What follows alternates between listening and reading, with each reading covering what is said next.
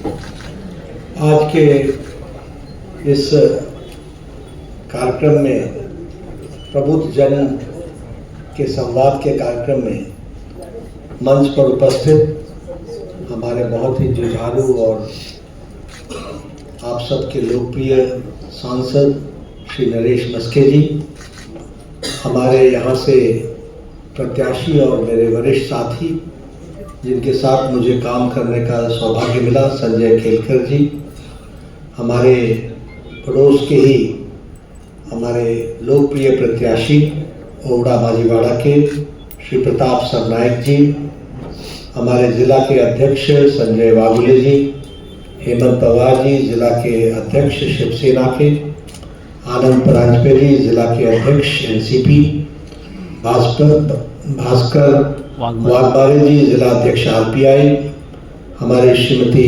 माधवी नायक जी प्रदेश महामंत्री, निरंजन जी हमारे MLC, advocate Subhash Kawade जी, सम्मानित मंच और यहाँ एकत्र आए हमारे समाज के वरिष्ठतम नेतृत्व करने वाले सज्जन वृंद, मीडिया के मेरे साथी, प्रिंट मीडिया और इलेक्ट्रॉनिक मीडिया के मेरे साथी। सबसे पहले जब मैं यहाँ पर आया हूँ तो ये मेरा सौभाग्य है कि मुझे आज यहाँ पवित्र स्थान कोपनेश्वर मंदिर जहाँ शिव जी विराजमान है उनको नमन करने का सौभाग्य प्राप्त होता है।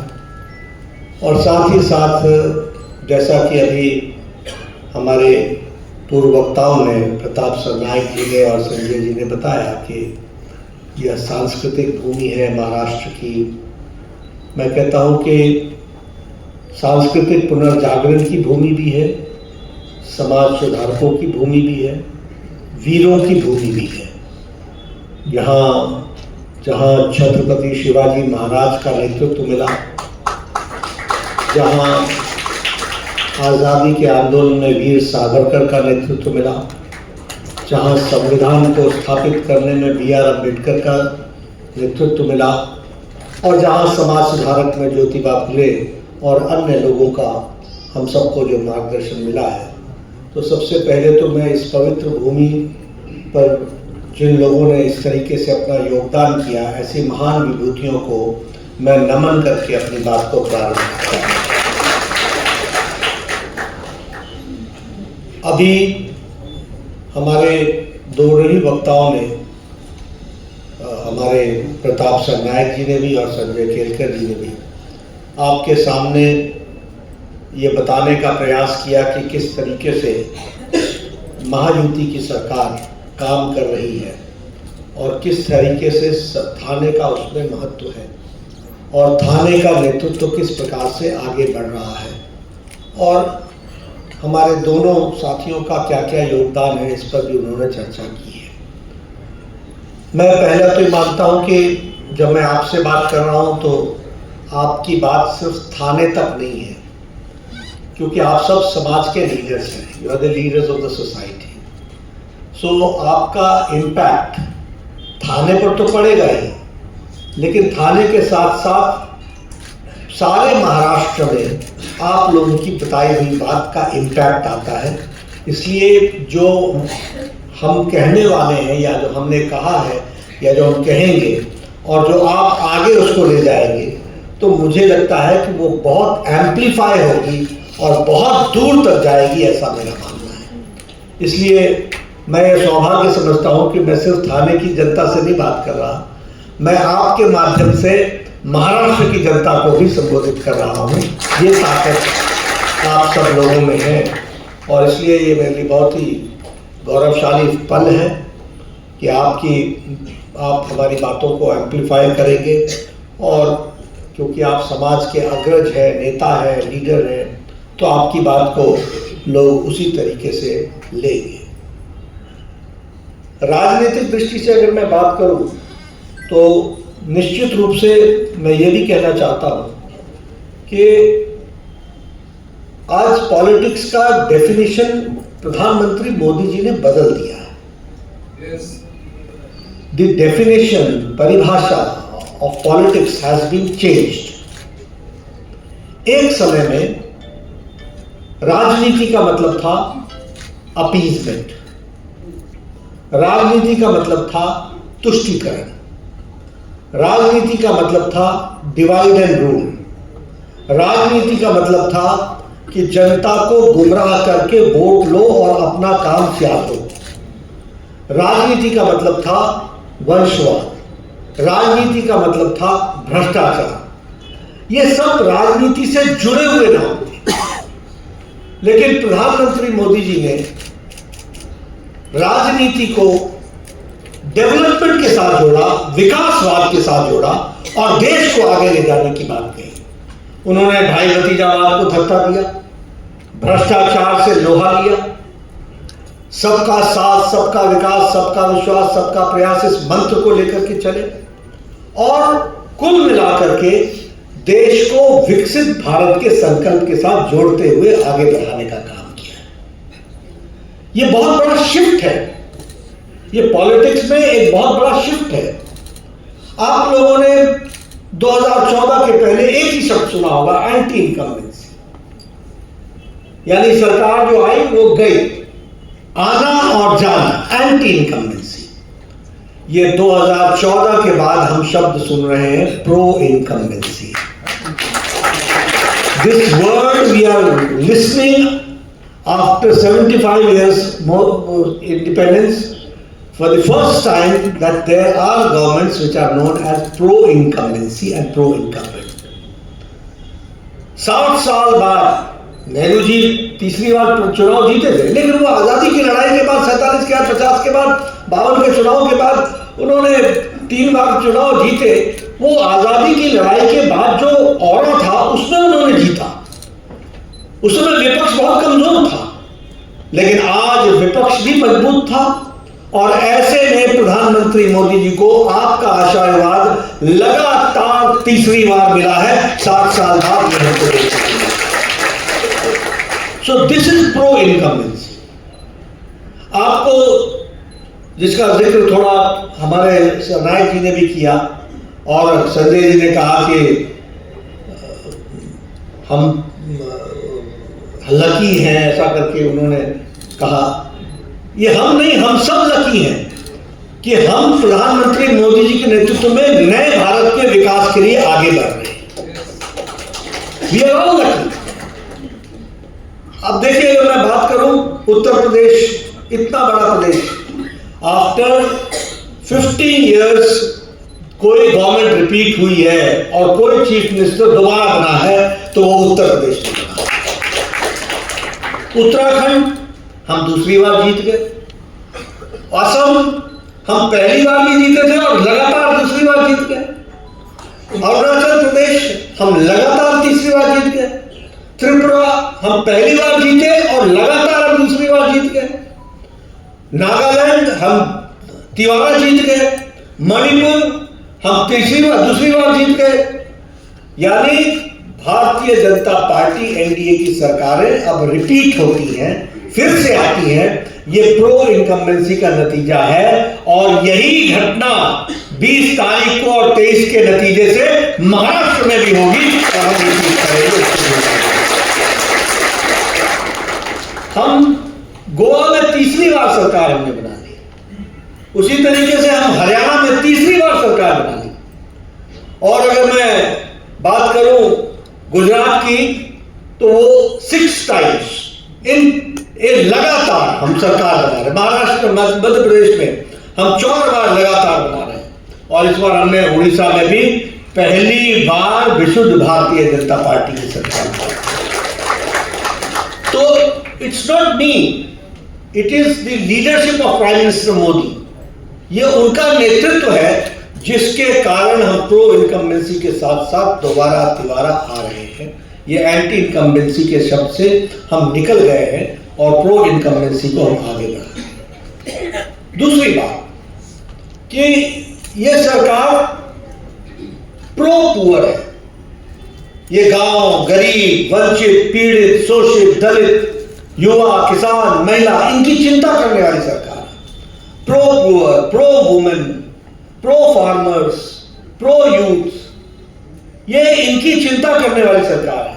प्रो दलित, प्रो हमारे एसटी भाई आदिवासी, उनकी चिंता करने वाली सरकार है। और ये रिस्पॉन्सिबल सरकार है, ये रिस्पॉन्सिव सरकार है, और ये अकाउंटेबल सरकार है, जवाबदेह सरकार है। ये हमारे ये है कल्चरल शिफ्ट, ये है संस्कृति का शिफ्ट, ये है राजनीतिक मापदंडों का परिवर्तन। कभी कांग्रेस पार्टी ने कभी मैनिफेस्टो को महत्व दिया?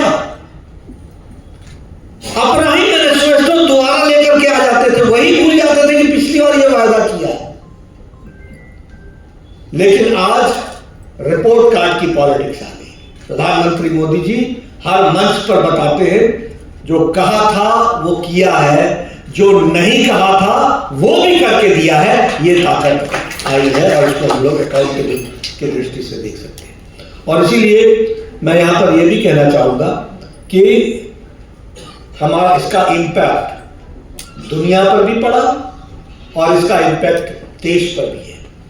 और इस दृष्टि से जब हम देखते हैं तो हम निश्चित रूप से कहेंगे, अभी G20 यहां हुआ था।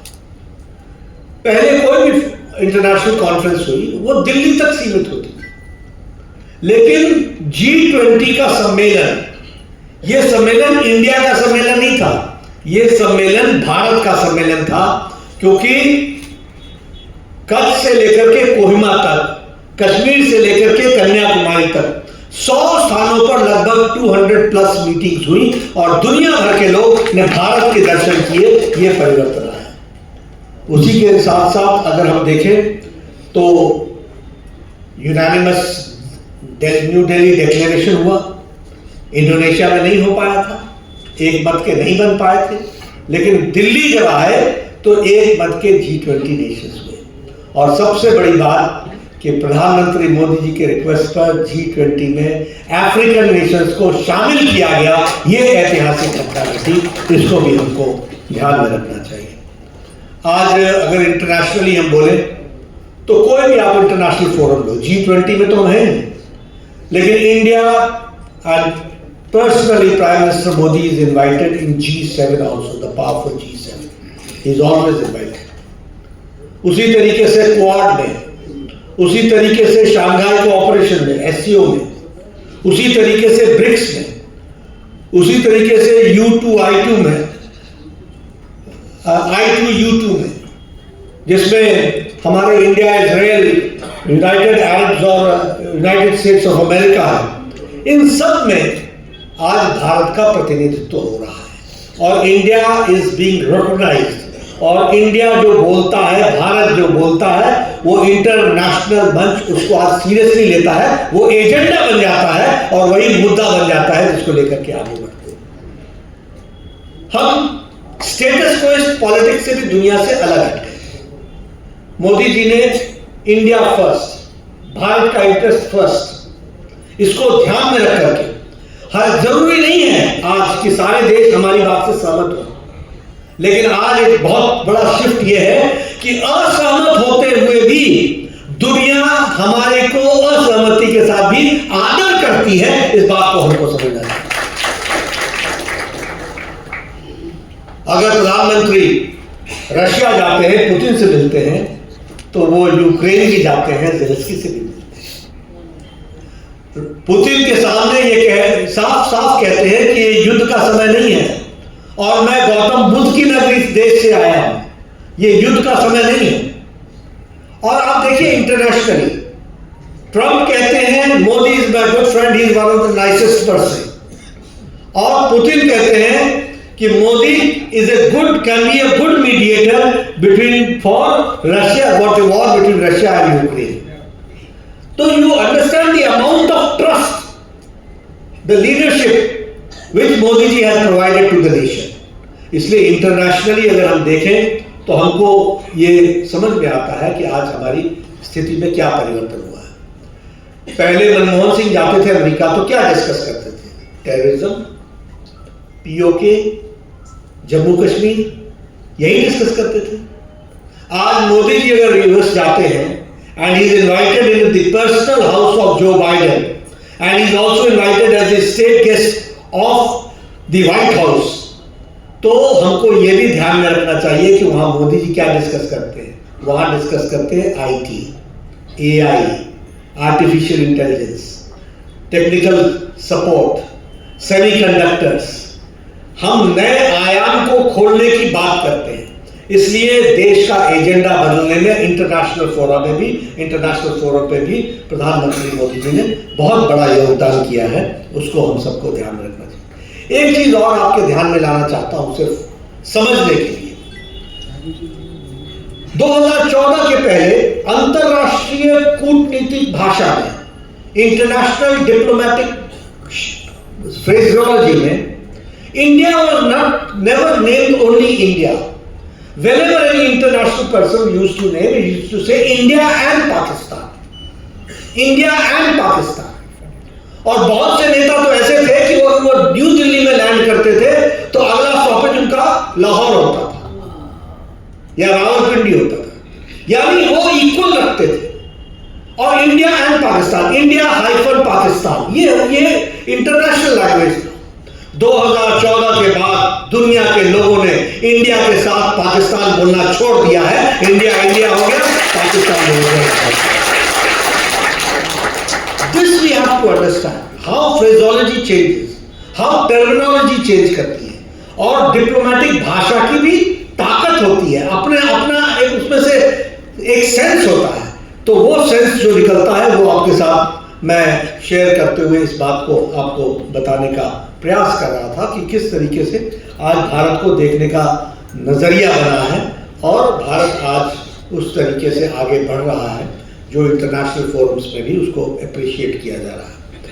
मैं यहाँ ये भी कहना चाहूँगा कि आज देश, आप ही देखिए, मुंबई थाने की बात कीजिए, आपको 2014 के बाद तस्वीर में अंतर दिखता है कि नहीं दिखता है? Do you see the difference? कोई रोड नहीं है जिसके ऊपर एलिवेटेड रोड नहीं है, कोई रोड नहीं है जहां मेट्रो का काम नहीं चल रहा है, कोई ऐसी जगह नहीं है जहां अंडरपास नहीं बन रहा है। यानी इंफ्रास्ट्रक्चर में पिछले 10 सालों में 12 लाख करोड़ रुपए खर्च हुए हैं ओनली फॉर इंफ्रास्ट्रक्चर। और मोदी जी ने तय किया speed, scale and scale, quality not to be compromised, scale not to be reduced and speed not to be reduced. Speed भी रहे, स्केल भी रहे, और इस तरीके से 10 सालों में इस लंबी यात्रा को किया गया है।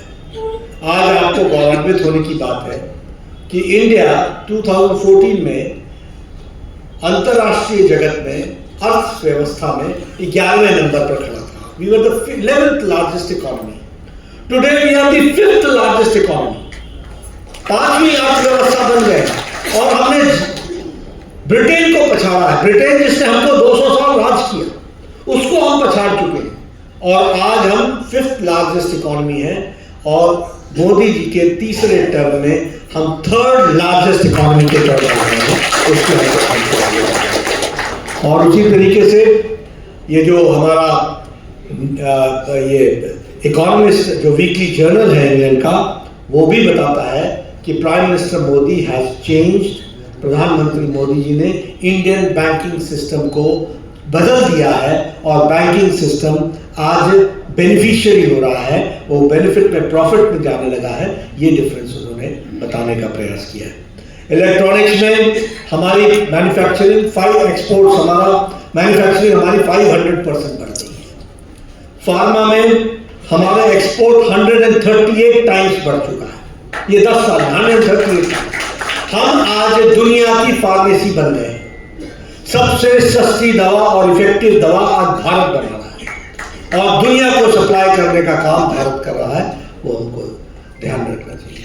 2014 में आपके मोबाइल पर लिखा होता था made in Indonesia, made in China, made in Japan, made in Australia. ये आपके मोबाइल पर लिखा होता था। आज 97% मैन्युफैक्चरिंग इंडिया में हो रही है और एप्पल भी मेड इन इंडिया हो गया है। इस बात को इसलिए स्टील मैन्युफैक्चरिंग में हम 4थे नंबर से 2रे नंबर पर आ गए। टॉय के हम मैन्युफैक्चरिंग में हम 3रे नंबर पर खड़े हो गए। 2014 के पहले हमारे गणेश जी भी चाइना से आते थे, जिसको दिवाली में आप पूछते थे ये गणेश भगवान भी चाइना से बन करके आते थे, आज हम टॉय इंडस्ट्री में तीसरे नंबर पर खड़े हैं और हम उस मार्केट को आगे बढ़ा रहे हैं। ऑटोमोबाइल मार्केट में India is third largest market, we have overtaken Japan. यानी आज किस तरीके से विकास के काम को आगे बढ़ाया जा रहा है उसको समझना चाहिए। दो महत्वपूर्ण सोशल सेक्टर के पिलर्स हमारे एजुकेशन एंड हेल्थ, दोनों की नई पॉलिसी लेकर के प्रधानमंत्री मोदी जी आए। New education policy, affordable, flexible और जिसको कहा जा सकता है कि हर तरीके से ग्राह्य करने वाली शिक्षा, और जिसमें भारतीय भाषाओं में, क्षेत्रीय भाषाओं में शिक्षा हो सके, इसकी व्यवस्था नई एजुकेशन पॉलिसी ने दी है ताकि भारत के विद्यार्थी शिक्षा में आगे बढ़ सके, इसका प्रयास हुआ है। हेल्थ होलिस्टिक हो गई है। पहले हम सिर्फ क्यूरेटिव पर ध्यान देते थे, पहले मरीज बनाओ फिर क्योर करो। आज हम preventive, promotive, curative, rehabilitative, palliative सबकी चिंता कर रहे हैं और होलिस्टिक हेल्थ केयर को हम आगे बढ़ा रहे हैं। आज लगभग 1,73,000 आयुष्मान आरोग्य मंदिर बने। 30 साल की उम्र में हम लोगों ने कोशिश की है कि सबका blood pressure, diabetes, blood sugar, ये सब चीजें चेक हो, डेंटल, मेंटल, हर चीज चेक हो, ताकि कार्डियोवास्कुलर डिजीज से हम बचा सकें, ताकि हम रेनल फेलियर से बचा सकें, ताकि हम डायबिटीज के इंपैक्ट से बचा सकें। इन सब चीजों का प्रयास आज होलिस्टिक अप्रोच के तहत करने का प्रयास हुआ है और उसको नेशनल हेल्थ पॉलिसी में आगे बढ़ाने का काम किया। मैं एक बात आप लोगों के साथ शेयर करना चाहता हूं, क्योंकि स्वास्थ्य मंत्री हूं। जिस समय कोरोना आया था तो मैं स्वास्थ्य मंत्री नहीं था, लेकिन उससे पहले भी स्वास्थ्य मंत्री था। देखिए भारत कैसे बदला है इसको आप समझिए। सबसे पहली बात, इस देश में टेटनस की दवाई को आने में 25 से 27 साल लग गए। इस देश में डिप्थेरिया के लिए दवाई को आने में 20 से 25 साल लग गए। इस देश में जापानीज इंसेफ्लाइटिस की दवा को आने में 100 साल लग गए, 100 years। It came in 2006 and it was invented in 1906 in Japan। ये कैसे चल रहा था काम? हेपेटाइटिस बी के दवाई को आने में 20 साल लग गए। लेकिन कोरोना का पहला केस मोदी जी के जब का नेतृत्व में दूसरी बार में मोदी 02 में जब कोरोना का पहला केस जनवरी 27 को आया, कोरोना के लिए वैक्सीन बनाने के लिए अप्रैल 19 को एक टास्क फोर्स बैठाई गई और 9 महीने के अंदर 9 months 9 महीने के अंदर एक नहीं 2 वैक्सीन प्रधानमंत्री मोदी ने इस देश को दिया। ये भी हमको और एक बात और बताना चाहता हूं कि लॉकडाउन लगा, 100% लॉकडाउन ओबे हुआ। वेस्ट की कंट्रियों में स्ट्राइक हो गया लॉकडाउन पर, वेस्ट तय नहीं कर पाया, अमेरिका तय नहीं कर पाया लॉकडाउन लगाए कि नहीं लगाए, लगाया हटाया, लगाया हटाया। लेकिन भारत ने लगाया, देश को तैयार किया और लॉकडाउन हटाया और वैक्सीनेशन का प्रोग्राम शुरू किया और world's largest and the fastest vaccination programme Bharat में हुआ 220 करोड़ डबल डोज के साथ, वर्ल्ड्स लार्जेस्ट। और इसके साथ साथ जब हम आपको इसके बारे में चर्चा करते हुए बता रहे हैं तो मैं ये भी बताना चाहूंगा कि 100 देशों को भारत ने वैक्सीन मैत्री के तहत अपनी वैक्सीन पहुंचाई एंड आउट ऑफ 100 48 कंट्रीज को मुफ्त पहुंचाई। और कितनी पहुंचाई? 30 करोड़ डोज पहुंचाए सारे दुनिया को, 100 देशों को आज भारत ने। यानी भारत आज मांगने वाला भारत नहीं है, अब ये देने वाला भारत हो गया। ये है ये। इसलिए मैं जब इन सारी चीजों की चर्चा करता हूं तो इसलिए हेल्थ के विषय में बताना चाहता हूं कि प्रधानमंत्री जी ने इस देश को बचाया, 140 करोड़ के देश को किस तरीके से कोरोना से बचाया है, ये हमको समझने वाली बात है। बहुत छोटे से अरसे में ऑक्सीजन सप्लाई सब जगह पहुंचाने की व्यवस्था की गई, इसकी भी व्यवस्था की गई। इसलिए कोरोना मैनेजमेंट में दुनिया मानती है भारत का लोहा और मोदी जी के नेतृत्व को मानती है, जिसने कोरोना मैनेजमेंट में मानवता की सबसे बड़ी सेवा की। अब मैं अगर सिक्योरिटी की बात करूं, यही मुंबई में 26/11 हुआ, यही यूपीए की सरकार डोजियर लेके फिरती रही पाकिस्तान के पास, अभी भी वो डोजियर पड़ा हुआ है। ये डोजियर लेके फिरते रहे, कसाब को बिरयानी खिलाते रहे, लेकिन अगर उरी में कोई घटना घटी तो 15 दिन के अंदर सर्जिकल स्ट्राइक मोदी जी ने करके दिखाया। अगर पुलवामा में घटना घटी तो 15 दिन के अंदर एयर स्ट्राइक करके दिखाया और बताया, और पाकिस्तान चू तक नहीं कर सका, बोल तक नहीं सका। और यहां हमारे कांग्रेस के भाई प्रमाण मांगने लगे, प्रमाण। आप देखो क्या क्या राजनीति हो गई है। यानी एनडीए का विरोध करते करते, मोदी जी का विरोध करते करते ये देश का विरोध करने लगे, इस तरीके की स्थिति आई। मैं हिमाचल प्रदेश से आता हूं, मेरा बॉर्डर भी लगता है, और जम्मू कश्मीर का बॉर्डर तो पाकिस्तान के साथ लगता है। हम जानते हैं बॉर्डर पर गोली चलती थी, तो बॉर्डर से पुंछ पर गोली चली तो वो बेचारा नगरोटा हेडक्वार्टर होता है आर्मी का, नगरोटा को रिपोर्ट करता था। नगरोटा चंडी मंदिर को, हमारे हेडक्वार्टर्स को रिपोर्ट करता था। चंडी मंदिर दिल्ली को रिपोर्ट करता था, और दिल्ली बोलता था रुक जाओ मैं बताऊंगा आपको क्या जवाब देना है। ये थी हमारी स्थिति। जब से प्रधानमंत्री मोदी जी बने हैं, स्टैंडिंग ऑर्डर्स है, जहां से गोली चले, जब तक वहां गोली के साथ साथ गोली चलाने वाला शांत ना हो जाए, गोली बंद नहीं होगी।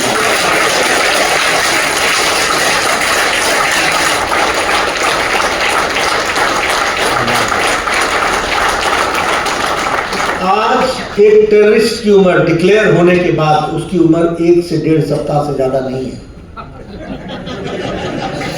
1.5 सप्ताह से ज्यादा नहीं। ये है हमारी सिक्योरिटी। एक डिफेंस मिनिस्टर बोलते थे कि फौज उधर से ना आ जाए इसलिए हम सड़क नहीं बना रहे, और हमारे प्रधानमंत्री मोदी जी ने आज डिफेंस को इतना मजबूत कर दिया है कि हजारों किलोमीटर की सड़क बना दी है। आज भारत की आर्मी 1.5 दिन के अंदर बॉर्डर पर पहुंच करके लड़ने के लिए तैयार है, और सक्षम है। ये हमारे इंटरनल सिक्योरिटी की बात करें, हमारे महाराष्ट्र के ही शिंदे साहब, सुशील शिंदे जी, उस समय के गृह मंत्री, वो कहते थे लाल चौक जाने में डर लगता है, गृह मंत्री बोलते थे। आज महाराष्ट्र का टूरिस्ट रात को 10 बजे लाल चौक पर सेल्फी खिंचवाता है। ये this is the difference that we have to understand. इसलिए हर दृष्टि से विकास को आगे बढ़ाने का काम किया है हम लोगों ने। मोदी जी के नेतृत्व में मोदी जी ने हीरा को आगे बढ़ाया। Highway, H for highway, I for internet, R for railways, A for Airways. अगर मैं हाईवे की बात करूं तो नेशनल हाईवे लगभग 1,40,000 किलोमीटर नेशनल हाईवे बन गए। 4 लेन, 6 लेन, एलिवेटेड रोड, हर तरीके से विकास के काम को आगे बढ़ाया जा रहा है। और महाराष्ट्र में 13,000 किलोमीटर का नेशनल हाईवे बन रहा है, 13,000 किलोमीटर। और जो 4 ग्रीन फील्ड, जिसमें से 2 पार्शियली कंप्लीट हो गए और 2 पर इंप्लीमेंटेशन का काम शुरू हुआ है, दिल्ली मुंबई और इंदौर हैदराबाद, सूरत नासिक अहमदनगर और सोलापुर चेन्नई, ये ग्रीन फील्ड हाईवेज, इस पर काम चल रहा है। आप समझ सकते हैं कि कितना इम्पैक्ट आएगा और कितना उसका असर पड़ेगा। उसी तरीके से मुंबई को नवी मुंबई से जोड़ने के लिए अटल सेतु का काम पूरा हुआ, कमीशन हुआ, वो भी आप सबके सामने है। उसी तरीके से इंटरनेट में मैं बताना चाहूंगा कि ऑप्टिकल फाइबर केबल्स जो है वो 6,83,000 किलोमीटर की बिछाई जा चुकी हैं, और गांव से जोड़ने का काम 6,83,000 किलोमीटर की ऑप्टिकल फाइबर पहुंचाई गई। 2 लाख ग्राम पंचायत को ऑप्टिकल फाइबर से OFC से जोड़ दिया है और सैटेलाइट से जोड़ दिया है। महाराष्ट्र में 8,975 पंचायत आज ऑप्टिकल फाइबर से जुड़े हैं और कॉमन सर्विस सेंटर। अब मैं आपसे पूछना चाहता हूं, यही कांग्रेस के लोग थे ना जो बोलते थे भारत तो अनपढ़ है, यहां इंटरनेट क्या करेगा, क्या काम होगा वाईफाई का, यहां 5G क्या करेगा, ये तो अनपढ़ देश है। ये कांग्रेस के लोगों ने बोला। जब उनके ही आयुष्मान कार्ड को हम लोगों ने लिंक करने का प्रयास किया लाभार्थी के साथ, तो उनको लगा कि उनकी जो भ्रष्टाचार चलता था, लीकेज, पिल्फरेज, ये सब बाहर आएगा, तो वो उसका भी विरोध करने लगे। आज मैं आपको बताना चाहता हूं कि 2 लाख से ज्यादा कॉमन सर्विस सेंटर आज पंचायतों में है और हमारा युवा वहीं से ऑनलाइन फॉर्म भर रहा है। ये बदलता भारत है जिसको आपने अंतर भारत कहा। और मैं एक बात और कहूंगा 5G में, आपने पता नहीं देखा कि नहीं देखा, लेकिन मैंने देखा, मैं गांव से आता हूं, मेरे को बहुत खुशी होती है कि आज हमारी गांव की महिला सर पर गांव ये घास का पुल्ला, घास का पूरा बोझा उठा के और एक हाथ में मोबाइल लेकर के हंसते हंसते चल रही है और मोबाइल पे बात कर रही है। ये गांव की तस्वीर है। और आपने भी देखा होगा, थाने में भी देखा होगा, दूर सुदूर में भी देखा होगा कि आपका सब्जी वाला भी अब QR कोड रखता है और QR कोड से पेमेंट करता है। ये इंटरनेट की बात कर रहे हैं। आप देखिए कॉमन मैन किस तरीके से जुड़ा है। यूपीआई में जो ट्रांजैक्शंस हो रहे हैं, 40% of the transaction are taking place in India, that we have to understand. तो ये एक बदलते भारत की हम जो तस्वीर देखते हैं। रेलवे की हम बात करें, आज 100 वंदे भारत ट्रेन चल रहे हैं, 97% रेलवे इलेक्ट्रिफाइड हो गए हैं। 13 गुना रेलवे का बजट महाराष्ट्र का बढ़ा दिया गया, 13 टाइम्स। और अगर मैं एयरपोर्ट की बात करूं तो पहले 74 एयरपोर्ट थे, आज 158 एयरपोर्ट्स हो गए। और आपको जानकर के खुशी होगी कि आपका नवी मुंबई का इंटरनेशनल एयरपोर्ट, उसको भी फुल्ली ऑपरेशनल कर रहे हैं, 2025 में हो जाएगा। उसी तरीके से न्यू टर्मिनल बिल्डिंग के लिए 423 करोड़, कोल्हापुर के लिए 250 करोड़। हर दृष्टि से परसों में शिरडी था, शिरडी का इंटरनेशनल एयरपोर्ट, उसके लिए 500 करोड़ रुपए। यानी और मुझे बड़ी खुशी होती है। अभी मैं नासिक जाऊंगा, जहां लैंड करने वाला हूं, वहां क्या लिखा है, इंटरनेशनल एयरपोर्ट। आप देखिए how we are thinking, how Modi ji is thinking, कैसे लिंकेज करने की बात हो रही है, कैसे दुनिया के साथ जुड़ने की बात हो रही है।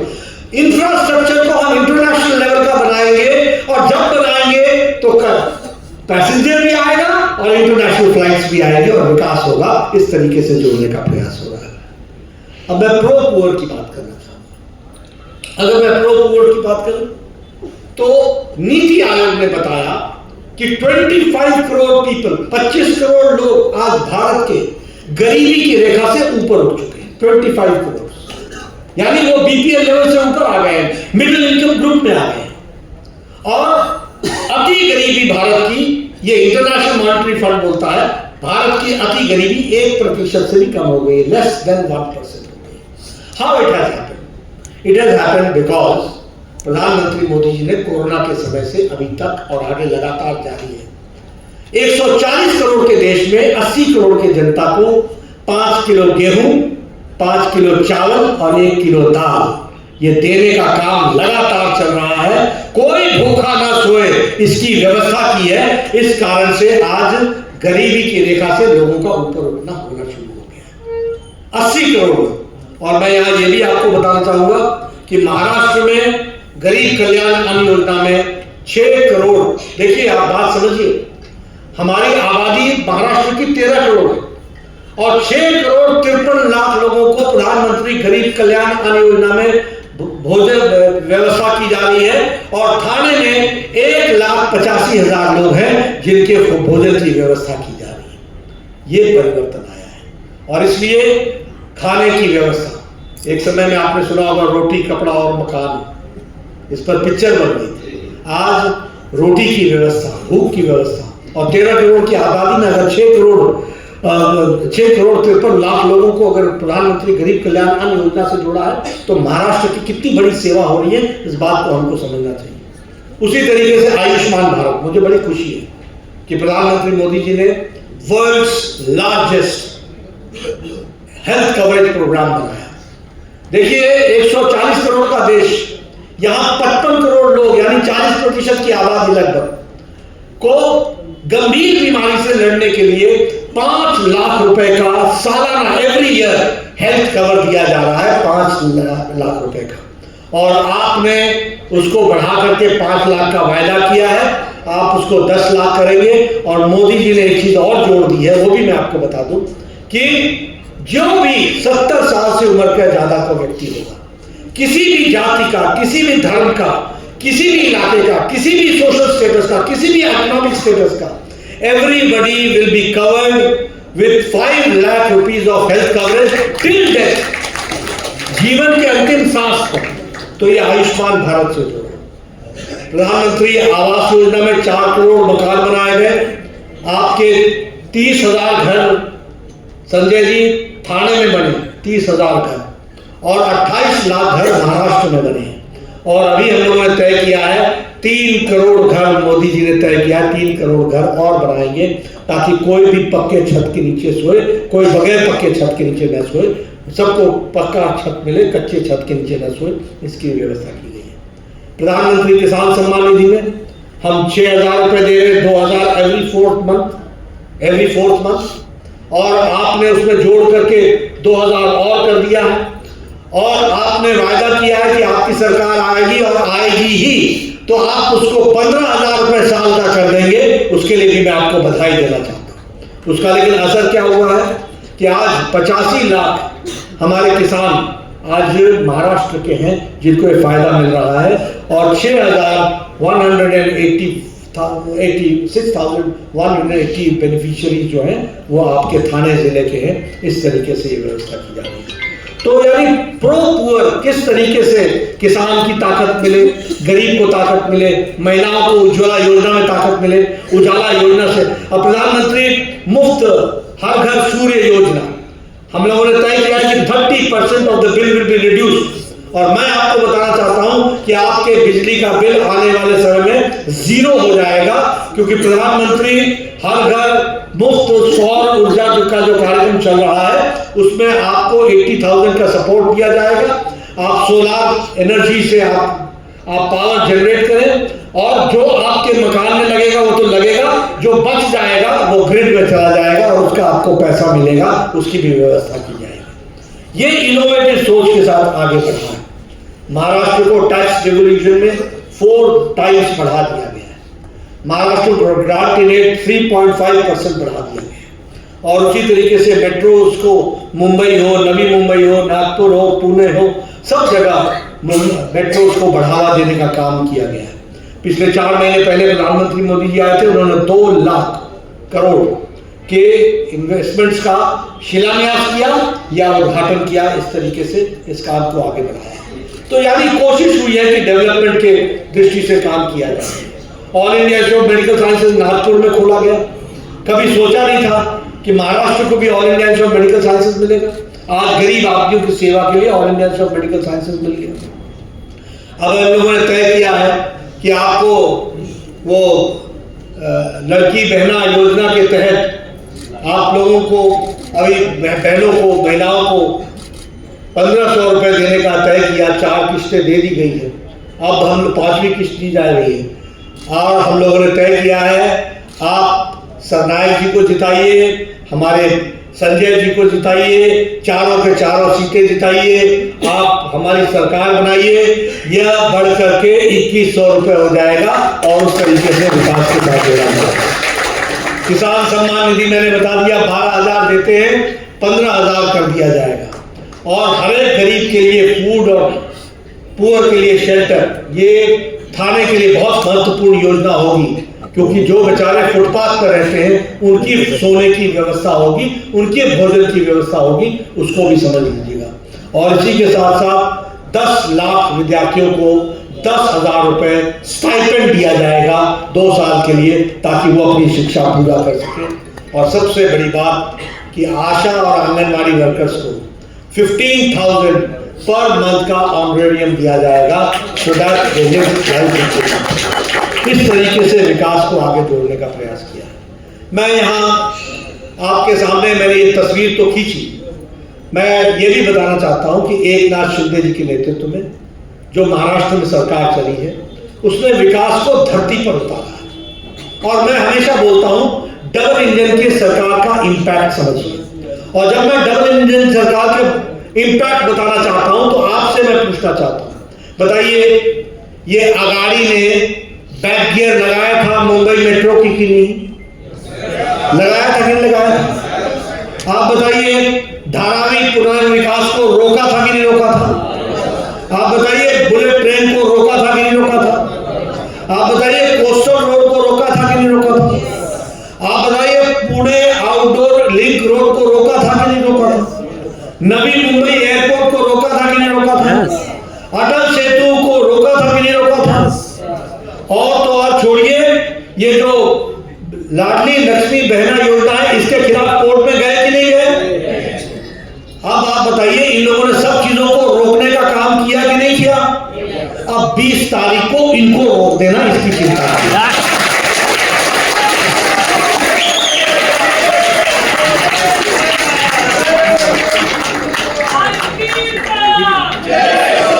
इनको ब्रेक लगा दो, इनको घर बैठा दो। और मैं बार बार बोलता हूं इन लोगों को काम दो, उनको आराम दो। तो घर बैठे आराम करें। काय को राजनीति में हर चीज पे ब्रेक लगाते हो, अगाड़ी बोलते हो, काम पछाड़ी वाले होते हैं, पीछे करने वाले होते हैं, रोकने वाले होते हैं। क्या है अगाड़ी नाम से चलते हो और आप सारी चीजों को पीछे कर रहे हो। रोकना है कि नहीं रोकना है इसको? बोलिए ब्रेक लगाना है कि नहीं लगाना है? ये मैं आपसे निवेदन करना चाहता हूं। दूसरा ये जो तुष्टीकरण की राजनीति है, ये तुष्टीकरण की राजनीति चलने देनी है क्या? आप बताइए अभी कर्नाटक में इन्होंने एक नया नियम बना दिया। क्या नियम बनाया कि सरकारी टेंडर में भी और प्राइवेट टेंडर में भी 4% माइनॉरिटीज का रिजर्वेशन होगा। टेंडर में माइनॉरिटीज का रिजर्वेशन होगा। और ये ओबीसी, एससी और एसटी के हकों को मार करके माइनॉरिटीज के नाम पर मुस्लिमों को देने का प्रयास कर रहे हैं। तेलंगाना की सरकार कांग्रेस पार्टी की 4% का आरक्षण लगाना चाहती है।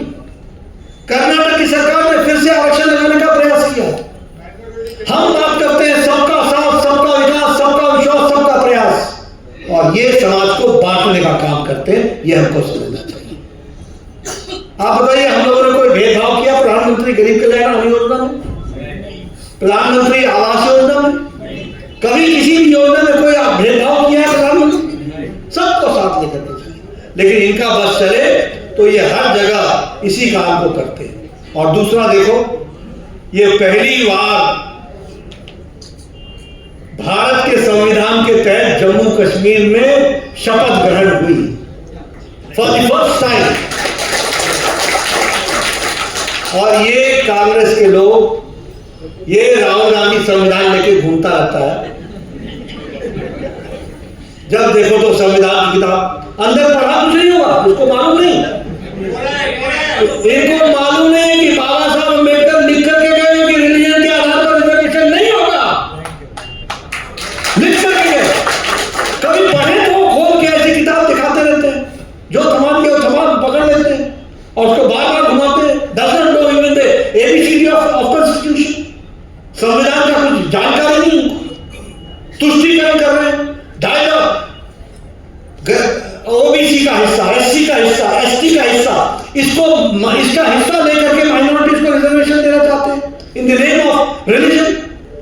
मनमोहन सिंह कहते हैं देश का पहला हक माइनॉरिटीज का है संसाधन पर, और उसमें भी मुस्लिम का है। ये डिवाइड एंड रूल है कि नहीं है? ये तुष्टीकरण है कि नहीं है? इसलिए ये जिस तरीके से राजनीति कर रहे हैं, हम अभी क्या किया है ना, आज पहली बार भारत के संविधान के तहत शपथ ली जम्मू कश्मीर के मुख्यमंत्री ने, और वहां पर प्रस्ताव क्या लाते हैं? हम धारा 370 को फिर से लाएंगे, धारा 370 को फिर से लाएंगे। आप भूल जाइए, ये भारत है मोदी जी के नेतृत्व में चलने वाला। अब जम्मू कश्मीर संविधान की दृष्टि से भारत के अभिन्न तरीके से जुड़ा हुआ है और उसको हम आगे बढ़ाएंगे। ये हमको चाहिए।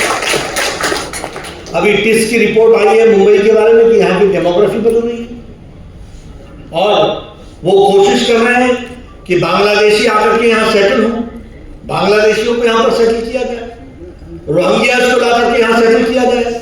और टिस की रिपोर्ट है कि demography of Mumbai is changing. You have to understand. ये सारी चीजें हमको ध्यान में रखनी चाहिए और ये अपने वोट बैंक की राजनीति में चले गए। और मुझे तो सबसे ज्यादा दुख उद्धव जी पर होता है। मुझे दुख इसलिए होता है कि बाला साहब ठाकरे ने कहा कि मैं अपनी पार्टी बंद कर दूंगा, दुकान बंद कर दूंगा, लेकिन मैं कांग्रेस से समझौता नहीं करूंगा। और ये जाकर के उनके गोद में बैठे सत्ता मिली, ऐसी परिस्थिति आकर के खड़ी हो गई। ये जो राजनीति है जिसमें इस तरीके का घाव चल रहा है, उसको हमको ध्यान में रखना चाहिए। और अब देखिए ये किस तरीके से लोगों को डिवाइड करने का प्रयास कर रहे हैं।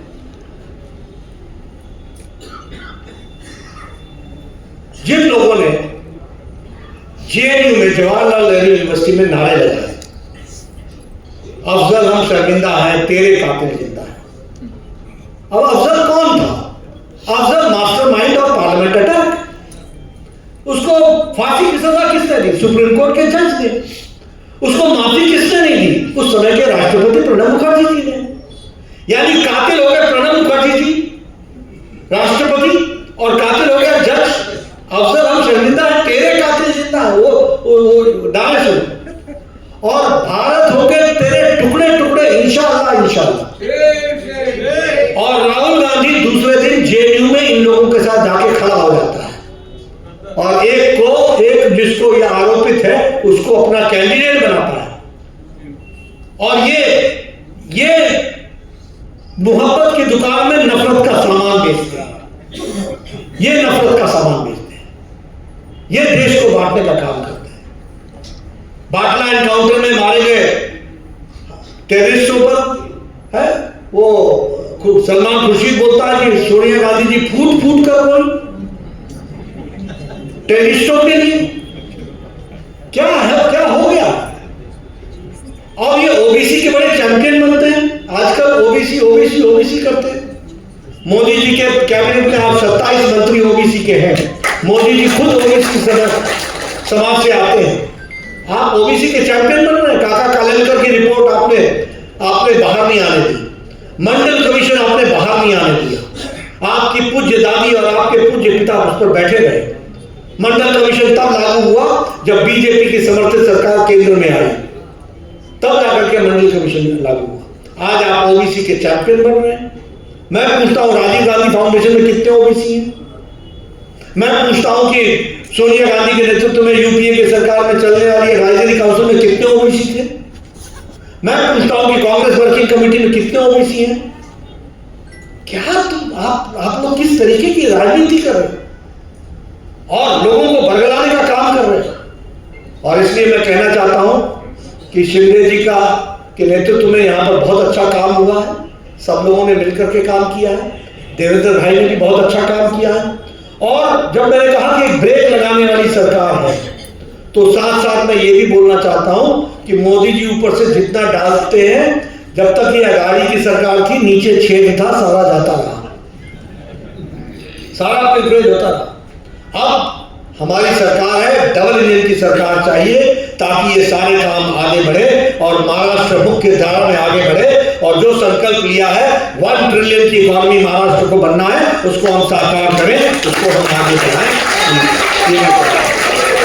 आप लोगों ने बहुत संयम से मेरी बात को धैर्य से सुना। आप सबका बहुत बहुत धन्यवाद। आपसे यही निवेदन है कि आप हमारे संजय जी को, जो मृदुभाषी हैं, सबकी चिंता करते हैं, दिन रात काम में जुटे रहते हैं और इन्होंने आपकी सेवा की है। और उसी तरीके से हमारे अपने प्रताप सरनायक जी को, इनको आप चुनाव जिताइए। ये चौथी बार लगातार आपकी सेवा में जुटे हैं, दिन रात मेहनत करते हैं, आपके हर सुख दुख में शामिल होते हैं। और इसके साथ साथ जो 2 हमारे अन्य प्रत्याशी हैं उनको भी आप जिताएं और ठाणे में यहाँ पर महायुति की हर तरफ जय जयकार करें। इन्हीं शब्दों के साथ बहुत बहुत धन्यवाद।